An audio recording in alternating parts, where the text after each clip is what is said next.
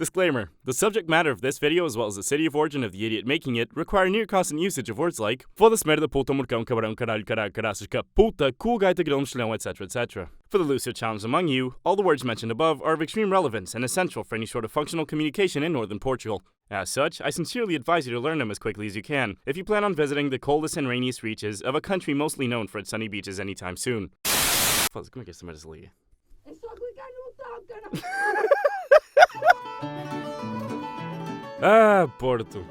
Porto, as it's known by most of its inhabitants, is the second largest city in the Western Balkan nation of Portugal. It's located in the northern part of the country, which, due to the massive size of the Portuguese nation, naturally means it has a completely different, and in fact antagonistically opposite culture to that of the rest of the country, by which I mean Lisbon.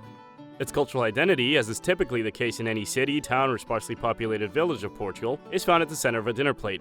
Porto's food, and to a larger extent northern Portuguese food, is not only the best in the country, but as far as the northerners are concerned, the only edible food in the whole world. Rich and diverse, it offers 1 to 2 sources of protein in the shit tons, and a huge variety of carbohydrates for you to mix and pour an absolute boatload of olive oil-based gravy on. Of course, one can't miss the salad at the dinner table, which is where it will stay, performing its role as an absolutely beautiful decorative piece, which shall remain intact for the entirety of the meal. Add to that some 3 liters of Super Bock, 1 casket of red wine, 2 bottles of port, if you're feeling British, and a few shots of bagaço for dessert, and you'll have in your hands the fat man's wet dream that is a traditional northern Portuguese meal, which has the fun ability of giving you a stroke due to high cholesterol just by looking at it, and consequently the ability to quickly explain why cardiovascular diseases are the leading cause of death in Portugal. Porto is located on the Douro River, which has its origin in Teruel de la Sierra, Spain, where it unfortunately is contaminated by the highly polluted and disgusting Spanish land, right up to the point where it reaches the Portuguese border and miraculously and instantly turns crystal clear, bathing the land around it with reflected beams of sunlight, rejoicing in its newly found freedom from the horrible gremlins some call Spaniards. Lo siento muchísimo, mis hermanos españoles, lo que he dicho era solo un chiste, de verdad. Os pido que me dejen trabajar en Mercadona, el gobierno portugués no nos paga nada. The river itself is indicative of the whole vibe one might get from visiting the city, since it's possibly the only river that gets pissed on and pisses back. By which I mean it's a fairly common occurrence for anyone that lives in its direct vicinity to come home to a mildly flooded apartment, and to spend the next 2 hours of their afternoon in disbelief while trying to fish the dumbass cat out of the water. Puta que pariu, minha, não sabia estar quieta, caralho. But it's also integral to the identity of Porto, to its architecture, to its history. It's the literal reason for the creation of the small Celtic settlement, or was it Phoenician, that would become the Roman town of Portuscale. Should that name ring any bells, it's probably because it's not only the origin of the modern names of the cities of Porto and Gaia, but also the entire fucking country of Portugal, which marks yet another dub that the Invicta has over the underwater city of Lisbon. Said the pot to the kettle. Speaking of dubs over Lisbon, I would be remiss if I didn't at least try to educate you mongrels in the beautiful history of Porto. You see, the city, way before it was the cultural and intellectual hub that it is today,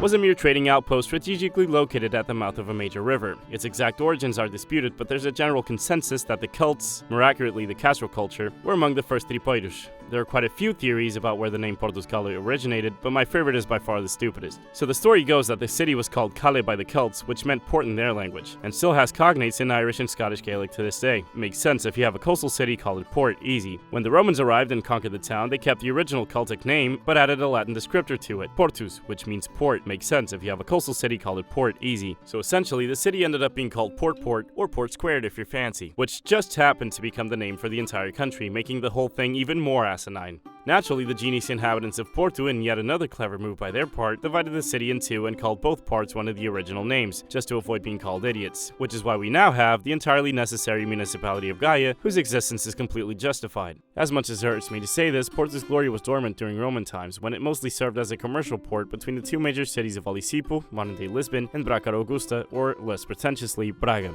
That being said, it's during this time that the town started turning into a city. Fast forward to the fall of the Western Roman Empire and the following Great Migration period, when the city of Porto gets taken over by the Germanic Suebi and Visigoths in that order. During those times, the city arises in relevance, but don't worry, it's about to lose it all once again. Under Tariq ibn Ziyad, some Moroccan dudes with a freaky new religion, affectionately called Judaism 3.0, conquered the entire peninsula from the German dudes ruling over the Italian dudes who used to be Irish.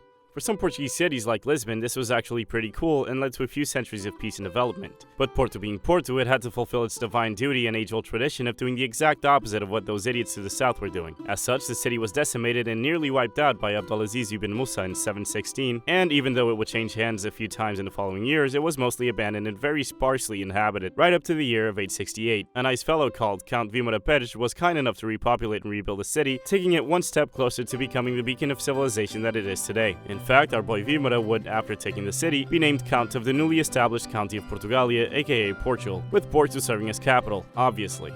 But Porto wasn't out of the woods yet, and it would have to deal with periodic Viking and Moorish raids. So at this point, we get a city and a county at the forefront of the Reconquista, right in the border between Christian and Muslim Iberia, which goes to show that the typical Portuense has always been a hard fucker, even back then. And a hard fucker was required to endure the many ass whoopings that the city would get in the following years. The Moors would come back to feed their asses back to them in 921, leaving the city once again destroyed and its population decimated. It would take more than 70 years for the city to re-emerge after a French bishop called Dom Nóndego and a few buddies came down from France, joined a certain Dom Munio, showed up in the city, looked the Moors in the eyes and said, "Okay, these horas," and proceeded to tear them a new one, therefore creating one of the defining traditions of the city that gets reenacted in one of these stadiums every year.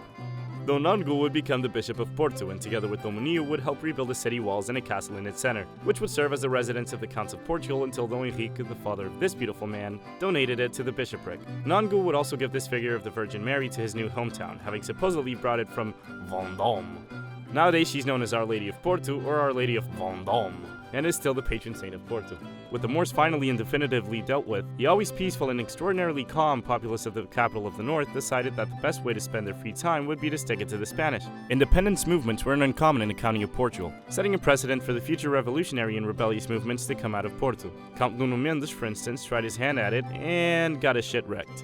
Yet the Portuguese would pull a Captain America and get back up to continue the fight. However, Porto, being the capital of a rebellious county, lost some of its relevance and prestige. Even so, soon enough, due to the arrival of one more influential Frenchman called Henry of Burgundy, Porto would find itself in an independent kingdom. Yet the city clearly owes more to his wife, the Lady Teresa, who donated the city and surrounding territory to Dom Hugo, Bishop of Porto, and the man responsible for the Carta de Foral, or Charter in English, that made Porto's status as a city finally official and granted more rights to its inhabitants. It would remain a domain of the bishopric for the next few centuries, essentially serving as a counter to the power of the king in Lisbon. Porto would grow exponentially during the early centuries of the Portuguese kingdom, and it soon became evident that the city was the main player in northern Portugal, as well as a counterweight to the influence of the capital. In the 14th century, another of Porto's main traits, namely the influence that the British have over it, is cemented by the marriage of João I to the Lady Philippa of Lancaster, which took place in Porto. Clearly the honeymoon went well, since their son Infante Dom Henrique, or Henry the Navigator, was born in Porto. His expedition to Ceuta, under the command of his father, which kicked off the age of Portuguese and European exploration, is the reason for the traditional name of the citizens of Porto, Tripeiro.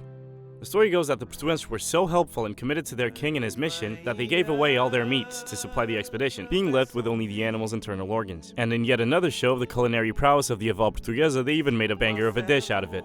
And so, my friends, it's with a heavy heart that in typical Portuguese fashion, I leave you with my job only halfway done. If you want to put food on the table without being German, you really gotta hustle in these ruas. But don't despair, there'll be a part 2 out shortly.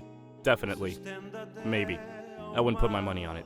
Anyway, come to Portugal and help us sustain our chronic francine addiction. Thank you, bye! Quem te vê ao vir da ponte,